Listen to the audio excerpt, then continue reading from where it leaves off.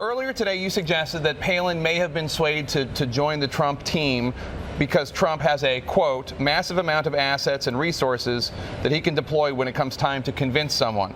That's an explosive charge, and Palin addressed it at a rally. Let's listen to that. That just doesn't sound like the heartland of America. Maybe he's forgotten some of his heart in the heartland. He got a touch of that Potomac fever there in D.C. Maybe he's been, I don't know, maybe he's been hanging out in a cornfield too long, huffing ethanol or something, because his accusations here are way off base.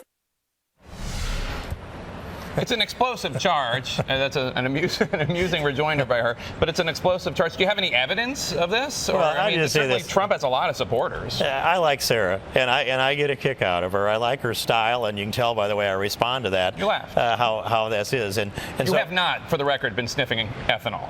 Well, I don't know. Maybe they'll want to do me a little test on me on the way out of here, but I can walk and drive pretty careful. Okay.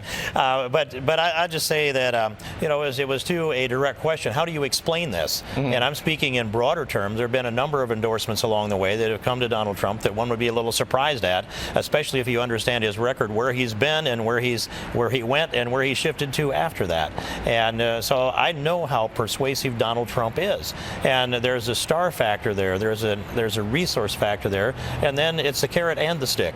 And so ask a direct question. I give as direct an answer as I can. But I don't want to pick a fight with Sarah Palin. I really like her, and I did say also that her political ideology is much closer to Ted Cruz than it is to Donald Trump.